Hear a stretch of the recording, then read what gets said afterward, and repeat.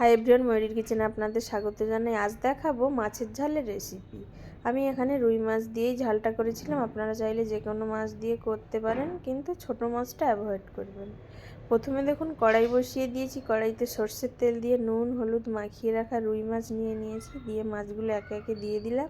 দিয়ে এইভাবে উল্টে পাল্টে মাছগুলো লাল লাল করে ভেজে নেব ভালো করে।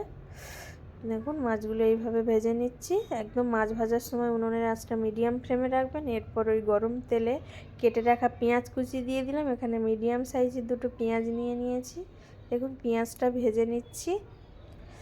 পেঁয়াজটা একটু ভেজে নিয়ে কেটে রাখা টমেটো দিয়ে দেবো। এখানে বড় সাইজের একটা টমেটো নিয়েছিলাম। দেখুন আর চেরা কাঁচা লঙ্কা দিয়ে দিলাম। আপনারা যদি শুকনো লঙ্কা খেতে চান তাহলে অবশ্যই শুকনো লঙ্কা ব্যবহার করবেন। দেখুন একটু ভেজে নিলাম, নিয়ে লবণ দিয়ে দিলাম, দিয়ে একটু নেড়ে নেব,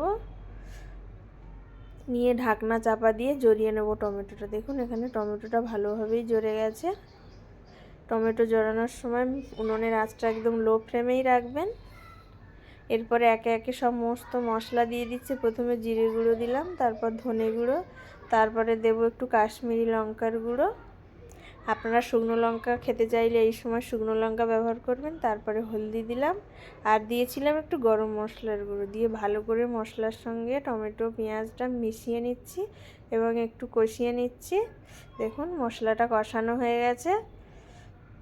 এরপরে জল দিয়ে দিচ্ছি পরিমাণ মতন, যে যেমন ঝোল রাখতে চান সেই অনুযায়ী জল ব্যবহার করবেন। তারপরে ঝোলটা ফুটে গেলে দেখুন ভেজে রাখা মাছটা দিয়ে দিলাম।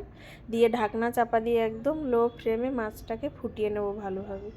দেখুন তারপরে ঝোলটা ফুটে গেছে, একদম মাছের ঝালটা রেডি হয়ে গেছে। আপনাদের যদি তরকারিতে লবণ কম হয়ে থাকে তাহলে এই সময় একটু লবণ দিয়ে দেবেন। আজকের রেসিপি একদম রেডি।